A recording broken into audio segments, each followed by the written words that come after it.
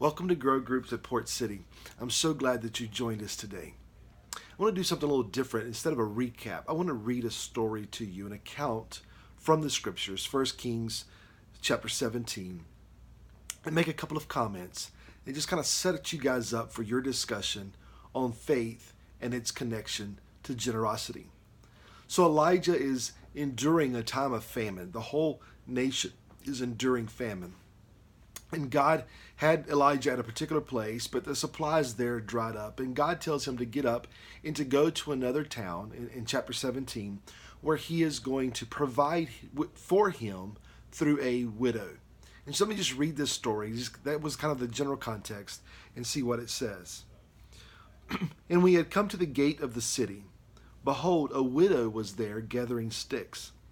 And he called to her and said, "Bring me water, or bring me a little water in a vessel that I may drink."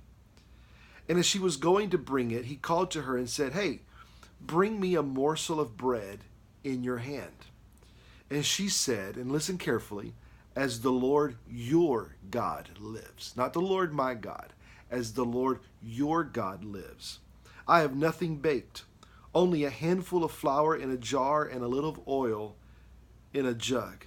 And she says, the reason I have these sticks is I'm collecting these sticks because I'm going to cook this last little bit of flour, and we're going to eat and be merry, and then my son and I are going to die.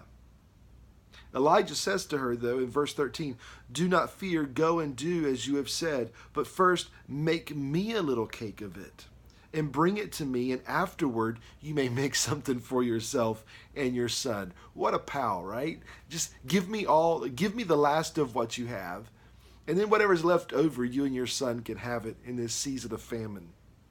"For thus saith the Lord, the God of Israel, the jar of flour shall not be spent, and the jug of oil shall not be empty, until the day that the Lord sends rain upon the earth." And so until rain came and the famine was over, every time she dipped into that jar of flour, she found just enough flour for her, her son, and the prophet Elijah.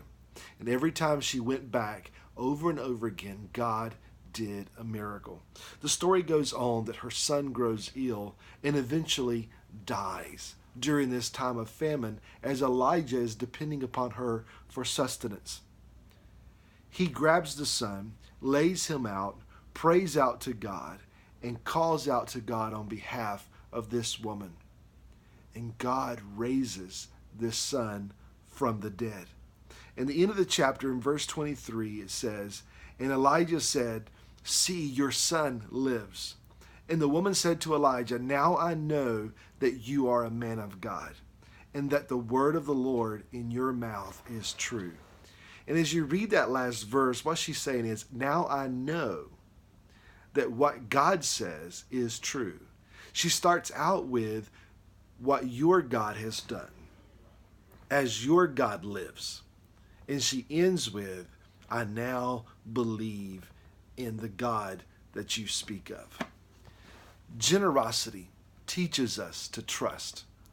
And God always calls us to generosity, and He will call you often and repeatedly to sacrificial generosity, because it is there where we learn not just about the God that other people speak of, but it's there we learn to trust and to believe that God is able and capable of doing what He says He is capable of doing.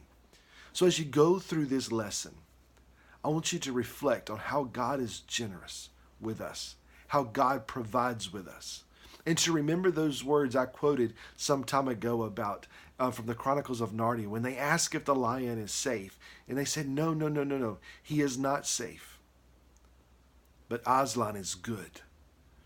And what we can say and understand from the scripture is God is not always safe. God will invite you to take risks. God will invite you to give away, to sow. But He always gives a harvest. He always provides. And we have to remember that when it comes to generosity, we're not just depending on what we can see or we can do, but we're trusting in the God who can keep refilling the jar of flour and the jug of oil each and every night as long as He needs to accomplish His plans and his purposes. I hope you have a great grow group. We'll see you soon.